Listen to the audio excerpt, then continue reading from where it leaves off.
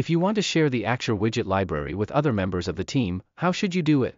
There are 5 steps. First, you sign into Axure Cloud. Then upload the widget library to the workspace.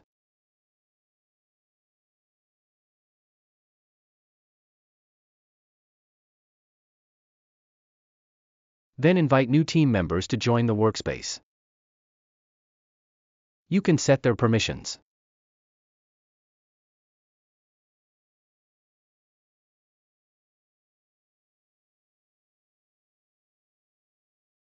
Then, the newly invited team members log into their Axure accounts. Accept the invitation. After returning to Axure, they can use the Axure Cloud library. You can see a cloud icon on the right side of the library, indicating that it is a cloud library. After the cloud library is loaded, you can drag and drop the widgets onto the canvas to use them.